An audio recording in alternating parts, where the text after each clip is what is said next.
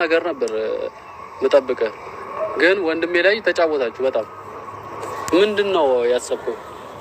እኔ በነገራችን ላይ ቤካን ከመጀመሪያውም ጠርጥሬዋለሁ። እውነቱን ስነግራችሁ ከመጀመሪያውም ማለት ነው። ምክንያቱም ብዙ ነገሮች ነው ስሰማ የነበረው ማርያምን። ግን ፍፄን በጭራሽ አንድም ቀን በእንደዚህ አይነት መንገድ እኔ አስቤው አላቅም። እመብርሃንን አንድም ቀን እኔ በንጹህ ልቤ ነበር ያከበርኩትኝ፣ በንጹህ ልቤ ነበር ያመንኩትኝ። ማለት በቃ ለሃይሚ ለየት ያለ ቦታ እንዳለው ላይክ በቃ እንደ ወንድም እንደዚህ እንደ መከታ ምናምን። የሰው ልጅ ከንግግሩ ነው አንዳንድ ነገር የምትረዱት። ለካ ምላስ ስለለፈለፈ ውስጥ እውነት ለመናገር ያክል ሰው ያልተነበበ መጽሐፍ ነው እንደማለት ነው የሚባለው አባባል ልክ ነው። ሰው ማለት አፉ ይለፍልፍ እንጂ ውስጡ ምን እንዳለ አታውቁም። እንደውም ክፉ ክፉ ቃል የሚናገሩ ሰዎች ናቸው ውስጣቸው በቃ የዋህ ደግ። እመቤቴን ነው የምላቸው። ይሄ ክፉ ቃል የሚናገሩ ሰዎችን አትጥሉ።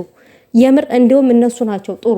እነዚህ የሚያስመስሉ ሰዎች እንደዛ አዛኝ ቅቤ አንጓች ውይ በስመ አብ። እነሱ ህይወታችሁን ነው ምስቅልቅሉን የሚያወጡት ምስቅልቅሉን። እና እኔ በዚህ ደረጃ ምድረ ውርደታም ውርደት ይላችኋል። እንደዚህ ነው ቤተሰብ። ለማንኛውም በደንብ ላይክ ሼር አድርጉ። ወይኔ ጉዴ! እንግዲህ እነዩን የዩን እህት ምናምን እየጎተቱ ሲያመጡ የነበሩ እነዚህ ሁለት ሰዎች ናቸው። እንግዲህ ሀብቴ ዛሬ አዋረዳቸው፣ አጋለጣቸው። እሱ ብቻ አይደለም ራሳቸው ትናንትና በፖሰቱት ቪዲዮ መጨረሻ ላይ ነው የተዋረዱት። ሲያወሩ ማለት ነው ካሜራ ሳይዘጉ ምናምን ነገር ለቀውት። ከዛ ደግሞ እኔ በነገራችን ላይ ጨረቃ ፋሚሊ በጣም ስማርት የሆናችሁ ልጆች አላችሁ ከጨረቃ ፋሚሊ ውስጥ ማለት ነው። እውነት እንደዚህ ጠብቃችሁ ሪከርድ ማድረጋችሁ በራሱ በእውነት እናንተን ያለ ማድነቅ ንፍገት ነው። አንዳንድ ጊዜ እናንተን በግ ብለው የሚሳደቡ ሰዎች አሉ። ራሳቸው ናቸው በጎች። እናንተን በዛ ውስጥ እንዳትስሉት ራሳችሁን። በእውነት እናንተ ጀግና ናችሁ። እኔ እንጃ እኔ ራሴ ያንን ጠብቄ አላደርግም። በጣም ነው የገረመኝ። ኮመንት ላይ ራሱ ስትነግሩኝ ቃልዬ ተበልተሻል፣ አንቺ ምናልባት በኋላ የተፖሰተውን አይተሽ እንደሆነ እንጂ መጀመሪያ እኮ የተፖሰተው ላይ እኮ ተዋረዱ ምናምን ስትሉኝ ኮመንት ላይ ምንድን ነው ምናምን ብዬ ፍለጋ ገባሁላችሁ ከእንደገና። ከዛ ትክታክ ላይ እንዳለ ስልኬ ፕራይቬት ላይ ሞልቷል። ቃልዬ ስሚ ጉድ እያሉ ልጆች ልከውልኝ ማለት ነው እግዚአብሔርን። እና ምን ልላችሁ ነው፣ ሰውን አትበድሉ፣ ሰውን አትግፉ። በእውነት እኔ እውነት ለመናገር ያክል ያው አንዳንድ ጊዜ ለካ ብሩኬ ስለተናደደ ነው ለካ እንደዛ አይነት እኔ እንደዛ አላደረኩም ምናምን በቃ እንደዛ አይነት ላይክ አንድን ሰው ስትወዱት የሆነ ትሰስታላችሁ።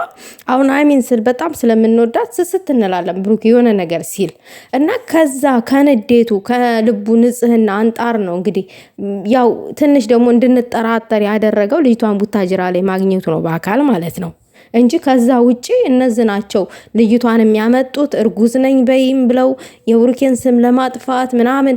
እኔ ምለው እውነት ቤካ ግን ሃይሚን ልታገባት ነው እንዴ? ሀብቴ እኮ ጥያቄ ያቀረበል ምን ልታረግ ነው? ልታገባት ነው እንዴ ምናምን ነገር አለክ።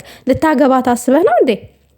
ለምን በዚህ ደረጃ በዚህ ልክ እንደዚህ ሰውን ኦዲየንስን ማጣላት እርስ በራስ እንዴ ምንድነው? እኛም ክፉ ቃል እንድንናገር ለምን ታረጉናላችሁ? ብሩኬን ምንም ባላጠፋው ጥፋት ለምንድን ነው ልጁ ላይ እንድንፈርድ የምታደርጉን? ለምንድን ነው እንደዚህ የምታደርጉን? እንዴ ሰውኛ እኮ በምናየው ነገር ነው የምንፈርደው፣ በምናየው ነገር ነው የምንፈርደው።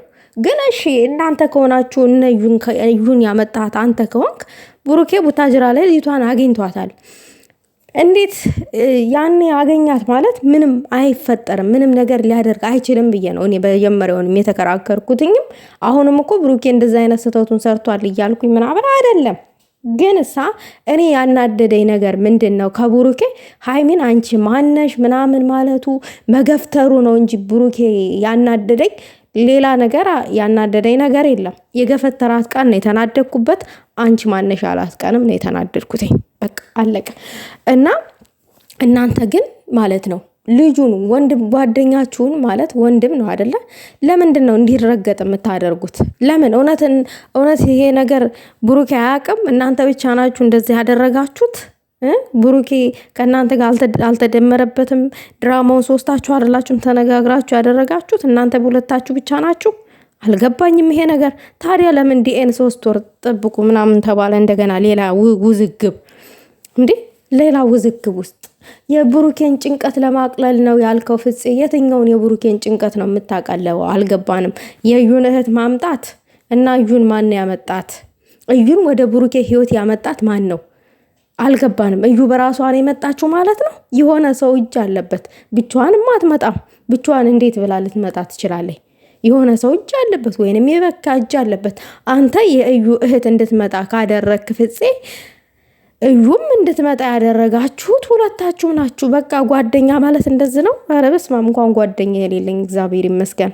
የምሬን ነው የምላችሁ። እንኳን የልብ ጓደኛ የሌለኝ እኔ በጣም ራሴን ወደድኩት ከሚባለው በላይ። ምክንያቱም እንደዚህ ጓደኛ የጀርባ ሾህ ከሆነ በጣም ከባድ ነው። ግን እኔ ማከብራቸው ሰዎች አሉኝ፣ በጣም ማከብራቸው የምወዳቸው ሰዎች አሉኝ። ነገር ግን የልቤን አውጥቼ የምነግራት ጓደኛ የልብ ጓደኛ የለችኝም።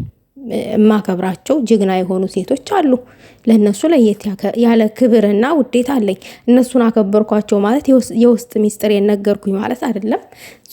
ታውቃላችሁ ደግሞ ማንነታችሁን በብሩኬና በሃይሜን ያወቅኳችሁ። እናንተም ለእኔ ምን ጊዜም ጀግና ናችሁ ከሚባለው በላይ ነው የማከብራችሁ። ታውቃላችሁ ቀን በቀን እንደምናወራ ማለት ነው፣ ሀሳብ እንደምንለዋወጥ ታውቃላችሁ ማንነታችሁን። እና ሰው ጓደኛ ማለት የጓደኛህን ሚስጥር ስደብቅ ነው። አብረህ በልተጠጥተክ በሃይሜ እጅ በልተጠጥተህ ዛሬ ሃይሜን ማስለቀስ። ሃይሜ እሺ ወደቀች ድንጋይ ላይ፣ ጭንቅላቷን ድንጋዩ መቷት ቢሆንስ ምን እንደምትሆን ታውቃለህ? አይምሮ በሽተኛ ትሆናለች። ከዛ በቃ አታውቅም የማያውቅ ሰው ትሆናለች። ምክንያቱም አሁን ሁሌም ክሬዚ ሆና ነው የምቀጥለው ማለት ነው። ከራሷ ጋር አትሆንም። ገባ? ግን የሚጠብቃት መድኃኒዓለም አይተኛም። ድናለች። ግን እናንተ የምታደርጉትን ነገር ለይታችሁ ወቁ። ለሌላ ጊዜ ዋጋ የሚያስከፍል ነገር አታድርጉ። በቁመቷን የወደቀችው ድንጋይ ላይ እንደው ፈጣሪ የልቧን ንጽህና አይቶ ነው የረዳት። እኔ በጣም ነው የምታናድዱኝ አንዳንዶቻችሁ። በቃ አላቅም፣ የሰው ህይወት፣ የሰው ትዳር፣ የሰው ፍቅር ፈረሰና የምታገኙትን ጥቅም አላቅም። ቤካ ግን ሃይሚን ታፈቅራታል። አይ ቲንክ እንደተረዳውትኝ እውነት ባታፈቅራት ማኑሮ በዚህ ደረጃ እሷን ከብሩኬ ለመለየት አትሮጥም ነበረ። ለማንኛውም ልብ ይስጣችሁ። ውርደታችሁ በራሳችሁ እጅ ነው የተከናነባችሁት። ሲጀመር ከጨረቃ ፋሚሊ ምንም ነገር መደበቅ አይቻልም።